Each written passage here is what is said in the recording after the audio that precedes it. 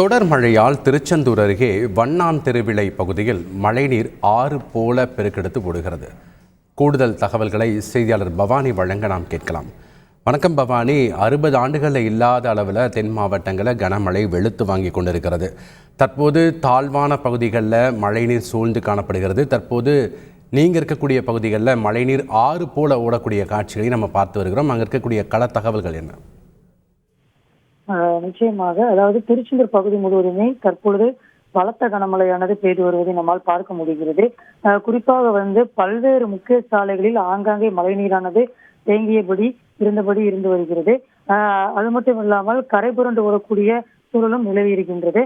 குறிப்பாக முக்கிய சாலைகளாக பார்க்கப்படக்கூடிய Tiruchendur railway station மற்றும் டிப்போ மற்றும் ஆர்டிஓ அலுவலகம் மற்றும் பேருந்து நிலையம் உள்ளிட்ட பல்வேறு இடங்களில் மழைநீரானது அதிகப்படியாகவே தேங்கியிருக்கிறது. இதனால் காலையிலிருந்து மாலை வரைக்கும் இருக்கக்கூடிய பேருந்து நிலையத்திற்கு வரக்கூடிய பயணிகள் கடும் சிரமத்திற்கு ஆளாகி இருந்தார்கள். அது மட்டும் இல்லாமல் மழைநீரானது தேங்கி இருக்கக்கூடிய மழைநீரானது மழை தொடர்ந்து பெய்ய அதில் அப்புறப்படுத்தக்கூடிய அந்த பனியானது தொய்வானது ஏற்பட்டிருந்தது.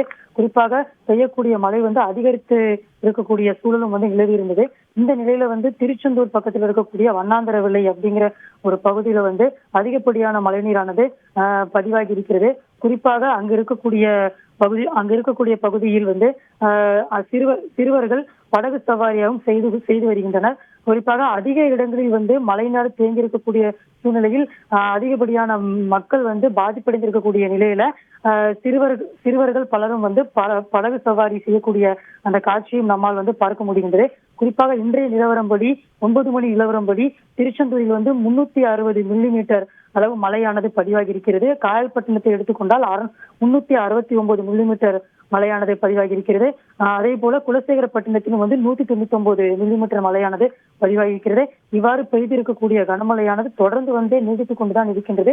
குறைந்தபாடு இல்லை. இருந்தாலும் கூட தண்ணீரை நீக்குவதற்காக நகராட்சி நிர்வாகம் மற்றும் பல தரப்பினரும் அதிகப்படியாக தண்ணீரை அங்கிருந்து அப்புறப்படுத்துவதற்கு பல்வேறு முன்னெச்சரிக்கை நடவடிக்கைகளை எடுத்து வருகின்றன.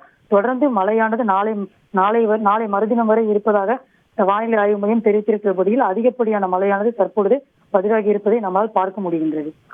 நன்றி பவானி, உங்களுடைய தகவல்களுக்கு. செய்திகளை உடனுக்குடன் தெரிந்து கொள்ள உடனே சப்ஸ்கிரைப் பண்ணுங்க.